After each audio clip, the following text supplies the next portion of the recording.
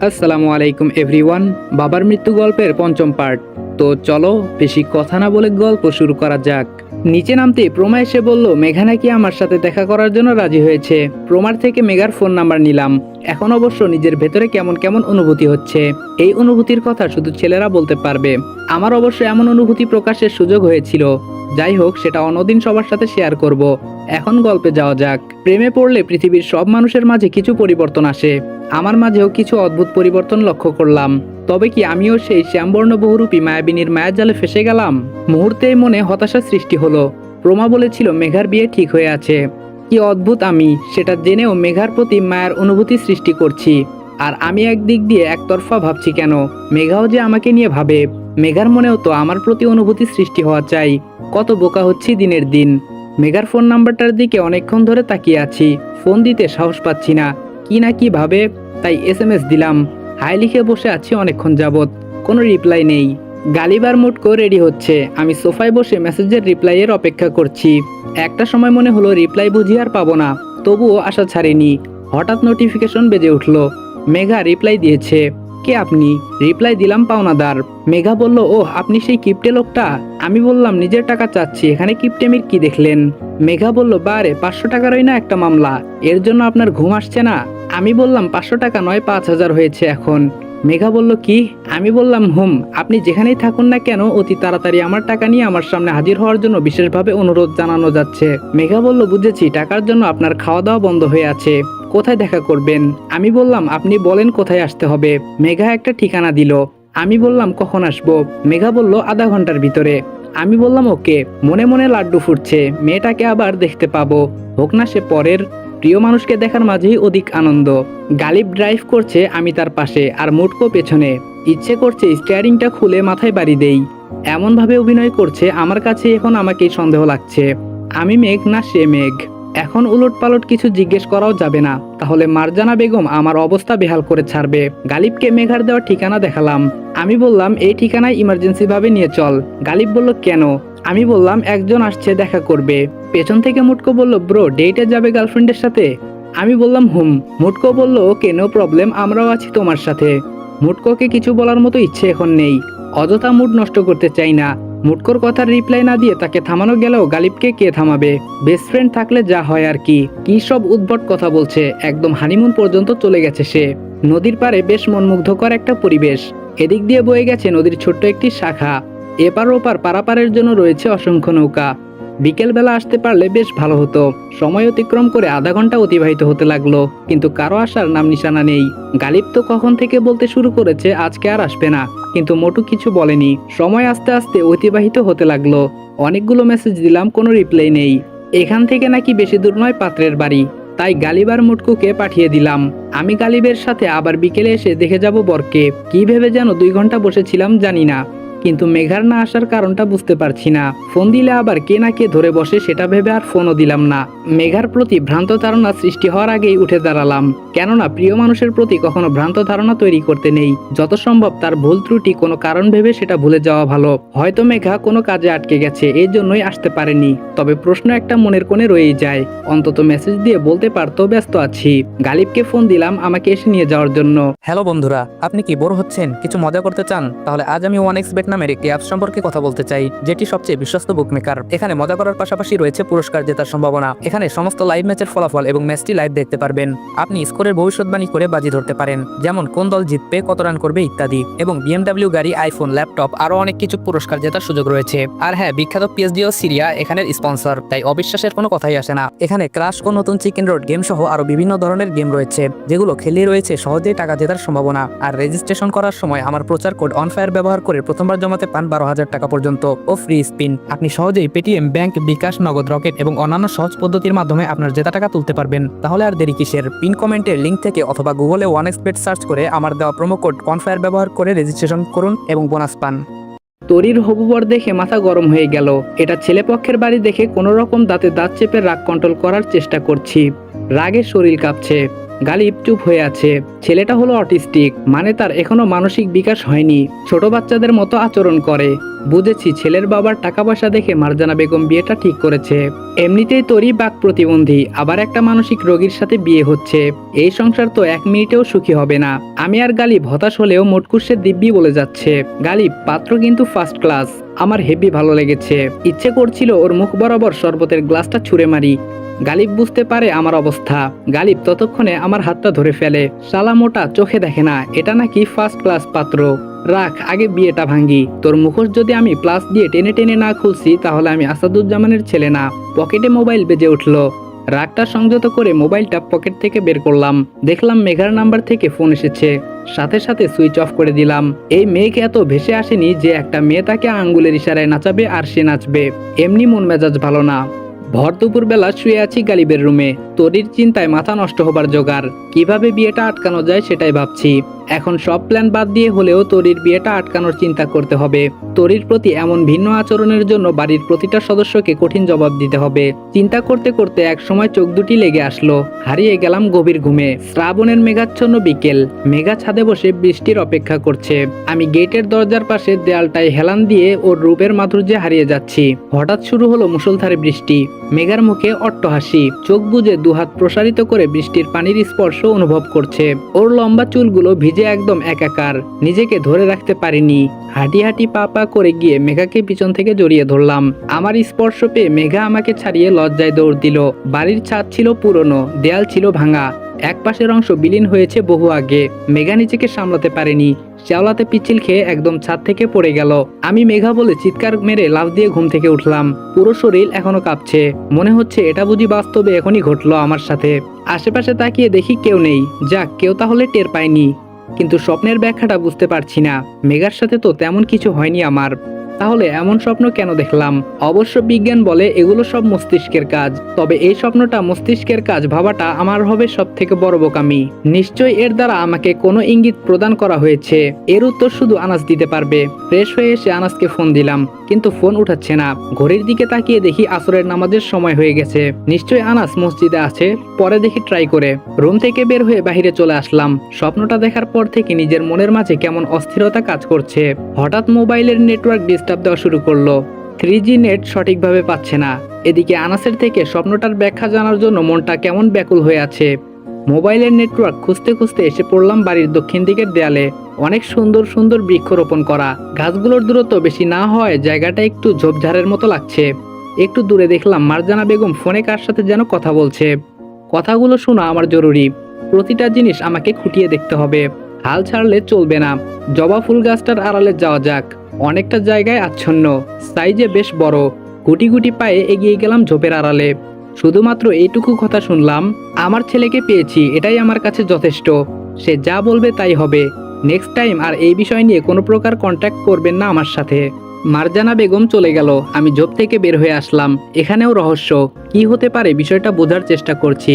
Mobile বেজে উঠলো। Anas phone দিচ্ছে। ফোনটা রিসিভ করলাম। হ্যালো। আনাস বলল, কেমন আছিস? আমি বললাম ভালো, কোথায় ছিলি এতক্ষণ? আনাস বলল, আরে বলিস না, একজন পেশেন্ট এসেছিল। কি সব উদ্ভট কথা বলে। তার মাঝে নাকি মমির আত্মা প্রবেশ করেছে। আবার সে প্রাচীন মিশরীয় ভাষায় কথা বলছে মাঝে মাঝে। আমি বললাম সত্যি তো হতে পারে, প্রাচীন মিশরীয় ভাষা সহজ নয়। আনাস বলল, তুই একজন আর্কিটেকচার, তুই কি বুঝবি সাইকোলজির প্রবলেম? আমি বললাম আচ্ছা, এর ব্যাখ্যাটা কি বলতো? আনাস বলল, শুন, মানুষ যখন কোনো জিনিস নিয়ে অতিরিক্ত চিন্তা করে তখন সেটা তার মস্তিষ্কে বেঁধে যায়। সে এটা নিয়ে বিভিন্ন উদ্ভট চিন্তা ভাবনা করে। এক সময় যখন তার লিমিট ক্রস করে ফেলে তখন সে মানসিক রোগী হয়ে যায়। তার মস্তিষ্কে শুধু সেই চিন্তাগুলো সেভ হয়ে যায়। এর জন্য বারবার সে শুধু এই কথাগুলো বলে। রাস্তাঘাটে যে পাগলগুলো আছে দেখবি একজনের পাগলামির স্টাইল অন্যজনের সাথে মিলে না। তার আচরণ যেরকম লক্ষ্য করবি মনে করবি সে এক সময় এই বিষয়টা নিয়ে গভীর চিন্তায় মগ্ন থাকতো। তবে বংশগত হলে ভিন্ন কথা। আমি বললাম তাহলে সে প্রাচীন মিশরীয় ভাষা কিভাবে বলছে? আনাস বলল, ওই যে সে প্রাচীন মিশর নিয়ে সম্ভবত কৌতূহলী ছিল, সেজন্য সে মিশরের ইতিহাস বেশি পড়েছে এবং শখের বসে ভাষাগুলো রপ্ত করতে চেয়েছিল। এক সময় বিষয়টা অতিরিক্ত হয়ে যায়। ব্যাস এইটুকুই। আমি বললাম তাহলে এর চিকিৎসা কি? আনাস বলল মানসিক হসপিটাল, কিছুদিন থাকলেই এর প্রভাব কেটে যাবে। আমি বললাম ভাবছিলাম তোকে সদ্য দেখা একটা স্বপ্নের কথা বলবো, তোর চিকিৎসা পদ্ধতি পছন্দ হচ্ছে না। আনাস বলল আচ্ছা তোর জন্য ভিন্ন চিকিৎসার ব্যবস্থা করব। আমি বললাম শোন, আমি একটু আগে ঘুমিয়েছিলাম, স্বপ্নে দেখলাম মেঘার পরিচয়টা সংক্ষেপে বলে স্বপ্নটা বললাম। তোর কাছে কি এই স্বপ্নের কোনো ব্যাখ্যা আছে? আনাস বলল বেশি নেই, কয়েকশো ব্যাখ্যা হবে মাত্র। আমি বললাম আরে আমি সিরিয়াস ম্যান। আনাস বলল তুই মেঘাকে নিয়ে অতিরিক্ত চিন্তা করছিস, এই জন্য। সমস্যা নেই, আমি একটু ব্যস্ত আছি, সময় মতো পৌঁছে যাব, তোর যত সমস্যা আছে দেখব। আমি বললাম আমার কাছে মনে হচ্ছে এটা কোনো প্যারানর্মাল ঘটনা। আনাস বলল আচ্ছা আমাকে 2 দিন সময় দে, আমি ভালোভাবে খতিয়ে দেখছি এর কোনো বিশেষ ব্যাখ্যা পাওয়া যায় কিনা। আমি বললাম ওকে। গালিবের সাথে উঠোনে একটা সাইডে বসে আছি, একটা উপায় মাথায় ঘুরপাক খাচ্ছে। আমি গালিবকে ডাক দিলাম। গালিব বলল হুম। আমি বললাম তোর ফুপির পার্সোনাল কোনো অ্যাসিস্ট্যান্ট নেই? গালিব বলল আছে তো, দেখিস না ফুপির পিছনে প্রায় সময় দুজন ঘোরে। আমি বললাম 2 বছর আগে কি তারাই ছিল? গালিব বলল না, একজন প্রাপ্তবয়স্ক মহিলা ছিল আর একজন পুরুষ ছিল। আচমকা একদিনেই দুজনকে ফুপি চাকরি থেকে বহিষ্কার করে দেয়। আমি বললাম কত বছর আগে? গালিব বলল 2 বছর। আমি বললাম মানে আব্বুর মৃত্যুও 2 বছর আগেই হয়েছিল। মনে করে দেখতো আব্বুর মৃত্যুর পর চাকরি থেকে তাদের বহিষ্কার করেছে নাকি মৃত্যুর আগে। গালিব বলল সম্ভবত ফুপার মৃত্যুর পর। আমি বললাম আচ্ছা তাদের কাজটা কি ছিল? গালিব বলল মহিলাটা সবসময় ফুপির সব কর্মকাণ্ডের নোট করত। মনে কর আজকে কোথায় যাবে, 3 দিন পর এই সময়ে তার কাজ কি, কোথায় কোন দিন কোন সময় ফুপির কি কাজ সেগুলো লিপিবদ্ধ করত। আমি বললাম পেয়েছি। গালিব বলল কি পেয়েছিস? আমি বললাম সময় হলে বুঝবি। আচ্ছা তুই কি সেই মহিলা বা পুরুষের বাড়ির ঠিকানা জানিস? গালিব বলল সঠিক মনে আসছে না। ও হ্যাঁ, একদিন মহিলাটির বাড়িতে কি জরুরি কাজ পড়ে, ফুপি আমাকে বলে তার বাসায় পৌঁছে দিতে। আমি বললাম ঠিকানা মনে আছে? গালিব বলল হুম একটু একটু। আমি বললাম আনাস আসা পর্যন্ত অপেক্ষা করতে হবে। গালিব বলল আমার কেমন যেন সন্দেহ হচ্ছে। আমি বললাম কিসের? গালিব বলল চাকরি থেকে বহিষ্কারের পর সেই লোকটাকেও আর কোনোদিন দেখিনি, আর মহিলাটাকেও না। আমি বললাম এটাতে বিরাট সমস্যা। আচ্ছা আনাসকে বললে কোনো না কোনো উপায় নিশ্চয়ই বের করবে। গালিব বলল কিসের উপায়? আমি বললাম তোকে জানিয়ে কাজ নেই, তোর উপরও আমার বিশ্বাস নেই। গালিব বলল এতক্ষণে মনে হলো আমার উপর বিশ্বাস নেই তোর? আমি বললাম হুম, তুই শুধু আমাদের সাথে থাকবি, তোর এত কিছু জেনে কাজ নেই। গালিব বলল ওকে। একটু পরে গালিব আমাকে ডাক দিল। আমি বললাম আবার কি? গালিব বলল দেখ প্রমার সাথে কে এটা। মেঘাকে দেখে অনেকটা থমকে গেলাম। এদিকে আসছে। গালিব চল। গালিব বলল মনে হচ্ছে ওরা এদিকে আসছে, বিশেষ কিছু বলবে হয়তো। আমি বললাম আরে প্রমার সাথে মেয়েটাই আমাকে 2 ঘন্টা বসিয়ে রেখেছিল। গালিব বলল এটাই কি সেই মেয়েটা? আমি বললাম হুম। গালিব বলল তুই বেশ অদ্ভুত রে। আমি বললাম কেন? গালিব বলল ভার্সিটিতে যখন এলিসা তোর পিছনে পিছনে ঘুরতো তুই পাত্তাই দিতি না, পুরো ক্যাম্পাস জুড়ে সে ছিল ক্রাশ আইকন, আর তুই এখানে এসে একটা শ্যামলা মেয়েকে পছন্দ করে বসলি। আমি বললাম শোন, এলিসা ছিল ইন্ডিয়ান গার্ল, ধর্ম ছিল শিখ, মনে ছিল হিংসা, আর আমার মন মেজাজ কেমন তুই ভালো করেই বুঝিস। গালিব বলল তাহলে এই মেয়ের বেলায় তোর আগের আচরণ কোথায় হারায়? আমি বললাম এত প্রশ্ন করিস না, তুই কি এলিসার এজেন্ট নাকি? গালিব বলল তোর কাছে তো এটাই মনে হবে। আমাদের কথার মধ্য দিয়ে দুজনে সে উপস্থিত হলো। আমি মেঘাকে দেখে উঠে দাঁড়ালাম, প্রচন্ড রাগ ওর প্রতি। গালিব হালকা কাশি দিয়ে বলল এই প্রমা, তোর সাথে কিছু কথা আছে, একটু অন্যদিকে চল। আমি হাত গুটিয়ে মেঘার বিপরীতমুখী হয়ে দাঁড়িয়ে আছি। মেঘা বলল হিসেবে টাকা আপনার কাছ থেকে পাই। আমি বললাম কিভাবে? মেঘা বলল এই যে 5,000 টাকা। আমি বললাম ওয়েট, 5,000 না 7,000। মেঘা বলল আবার বেড়েছে? আচ্ছা যাই হোক, 500 টাকার আপনি টিকিট কেটেছেন, টাকাটা তো আমার দেওয়ার কথা ছিল তাই না? আমি বললাম হুম। মেঘা বলল টাকাটা আপনি দিয়েছেন, সো এখন আপনাকে ওই টাকাটা আমি দিতে হবে। ধরতে গেলে ওই 500 টাকা তো আমার, তাই না? যেহেতু আপনাকে আমি এখন পরিশোধ করব। আমি বললাম হুম। মেঘা বলল এখন একটা ছোট্ট হিসাব আমাকে দিন, ওই 500 টাকা কতদিন আপনার পকেটে ছিল? যতদিন ছিল প্রতি 6 ঘন্টায় 100 টাকা সুদ ধরে, এবং এর চক্রবৃদ্ধি সহ কত হয়েছে হিসেব করে দেখেন। আপনি আমার থেকে টাকা পান নাকি আমি পাই? ধপাস করে চেয়ারে বসে পড়লাম। হিটলার আবিবি জিন্দা হ্যাঁ। আমি বললাম এই হিসাব কে শিখিয়েছে? মেঘা বলল বিজনেস স্টাডি শাখার স্টুডেন্ট। আমি বললাম কমার্সের স্টুডেন্টের একটাই কাজ, মানুষের পকেটের টাকা সারা জীবন হিসাব করা। আমার টাকা আমার কাছ থেকে সুদ, ভাবা যায় এগুলা? মেঘা বলল হুম, হিসেব আরো বাকি আছে। মেঘ থেকে যে মিরাজ হয়েছেন আকিকা দিয়ে নাম পরিবর্তন করেছেন। আমি বললাম প্রমা তোমাকে বলে ফেলেছে? মেঘা বলল বান্ধবী বলে কথা। আমি বললাম সেদিন মিথ্যা বললেন কেন? মেঘা বলল কিসের? আমি বললাম আচ্ছা এই হিসাবটা পরে করব, সকালবেলায় এত বড় ধোকাটা দিলে কেন? মেঘার মুখে বিষণ্ণ ছাপ তৈরি হলো। নরম সুরে বলল হবু শ্বশুর বাড়ি থেকে লোক এসেছিল, ব্যস্ত ছিলাম। কথাটা বড্ড যাতনা দিল আমাকে। কেন যেন এই কথাটা মেনে নিতে পারছি না। মেঘার মুখের অবস্থা দেখে বোঝা যাচ্ছে সে বোধহয় এক্ষুনি কেঁদে দিবে, কিন্তু কেন? মেঘাও কি তার বিয়েতে রাজি না? হতাশ মনে বললাম, আগে বললেই পারতে। মেঘা বলল, আমি কি জানি নাকি, হুট করে চলে এসেছে। আমি বললাম, একটা অদ্ভুত জিনিস লক্ষ্য করেছো? মেঘা বলল, কি? আমি বললাম, কখন যে আপনি থেকে তুমি বলে ফেলেছি, তোমায় খেয়ালই করিনি। মেঘা বলল, তুমি করেই বলেন। আচ্ছা চলেন আমার সাথে।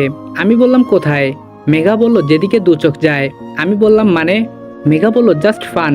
আপনার টাকা পরিশোধ করব, হাতে এত টাকা নেই, কারো কাছ থেকে ধার নিয়ে দিতে হবে। আমি বললাম, জমা থাকুক, যখন প্রয়োজন হবে চেয়ে নিব। মেঘা বলল, আমি বলছি না আমি কারো পাওনা অপূর্ণ রাখি না। আমি বললাম, তাহলে সেদিন বাসে দাওনি কেন? আবার চোরের মতোই বা পালিয়ে গেলে কেন? মেঘা বলল, সেদিন সেখানে আমার হবু বর ছিল, গাড়ি থেকে নামার সাথে সাথে সে আমাকে রিসিভ করে। আপনার সাথে যদি দেখতো তাহলে? আমি বললাম, তাহলে কি? মেঘা বলল, কিছু না। আমি বললাম, তুমি বোধহয় তোমার বিয়েতে রাজি না, তাই না? মেঘা ঘাড় নেড়ে হ্যাঁ সম্মতি জানালো। আমি বললাম, কেন, পছন্দের মানুষ আছে? মেঘা বলল, আকাশের চাঁদ ছোঁয়া যায় না, তার উপস্থিতি অনুভব করা যায়। আমি বললাম, মানে? মেঘা বলল, কিছু না, চলেন আমার সাথে একটু। আমি বললাম, কোথায়? মেঘা বলল, ডিঙ্গিতে করে শাপলা তুলবো। আমি বললাম, এখানে শাপলা পাওয়া যায় নাকি? মেঘা বলল, পাওয়া যায়। আমি বললাম, আমার সাথেই বা কেন? হবু বরকে ফোন দাও। মেঘা বলল, না মানে, আপনি শহরের ছেলে, কখনো ডিঙ্গিতে করে শাপলা তুলেছেন কি না? চলুন, অনুভূতিটা মন্দ না। আমি বললাম, না, যাব না, সাপ বিচ্ছু থাকবে, পরে আরেক সমস্যা। আমার যখন ইচ্ছে হবে গালিবকে সাথে নিয়ে যাব। মেঘা বলল, ওহ ঠিক আছে। একটু নীরব থাকার পর বললাম, নৌকাতে চড়ার বেশি শখ নাকি? মেঘা বলল, কিন্তু কেউ নিয়ে যায় না, ভাইয়ারা শুনলে বকা দেয়। আমি বললাম, এখন কেউ দেখবে না? মেঘা বলল, না, এপারে কেউ পরিচিত নেই, তোরির বিয়ের নাম করে এসেছি, বিয়ে পর্যন্ত আছি। আমি বললাম, সাথে গালিবকে নিয়ে নেই। মেঘা বলল, না। আমি বললাম, কেন? মেঘা বলল, আপনার সাথে ঘুরবো। আমি বললাম, দেখা যাবে, মেজাজ গরম হলে তোমাকে ডিঙ্গিতে ফেলে দিলাম, গালিব থাকলে তো আটকাতে পারবে। মেঘা বলল, আপনি যদি ফেলেও দেন, আপনি আবার তুলবেন, রাগী মানুষের মনে মায়া বেশি। আমি বললাম, মায়া বেশি, তবে সবার জন্য নয়, শুধু পরিচিতদের জন্য। মেঘা বলল, সেদিন বাসেও কি আমি আপনার পরিচিত ছিলাম? আমি বললাম, বাদ দাও, চলো তো। মেঘা বলল, ওয়েট, আমি বোরকা চেঞ্জ করে আসি। আমি বললাম, কেন? মেঘা বলল, ঘুরতে যাব, একটু প্রকৃতির নিবিড় স্পর্শ অনুভব করব না? আমি বললাম, বোরকাটাই বেটার, পর্দা হচ্ছে, না হয় গুনাহ হবে। মেঘা বলল, আপনি কি জানেন মানুষ জেনে শুনে গুনাহ করে বেশি? আমি বললাম, তবে নিজেকে সর্বদা সতর্ক রাখলে ক্ষতি কি? একটু হলেও তো পাপ কমবে। মেঘা বলল, আচ্ছা, সিগারেটের প্যাকেটে যখন লেখা থাকে ধূমপান ক্যান্সারের কারণ, সেটা দেখেও কেন মানুষ সিগারেট খায়? আমি বললাম, পর্দা আর সিগারেট এক নয়। মেঘা বলল, আপনার সাথে থেকে করি না একটু গুনাহ, পরে তাওবা পরে নিব। আমি বললাম, তাওবা পড়ার আগেই যদি ওপারের ডাক চলে আসে? মেঘা বলল, আপনার মতো ভাবলে পৃথিবীতে একটাও খারাপ কাজ হতো না। আমি বললাম, পৃথিবীতে খারাপ কাজ না হলে ভালো কাজের মূল্য বোঝা যায় না। মেঘা বলল, সেটা অবশ্য ঠিক, তবে ইচ্ছে করে না করাই বেটার।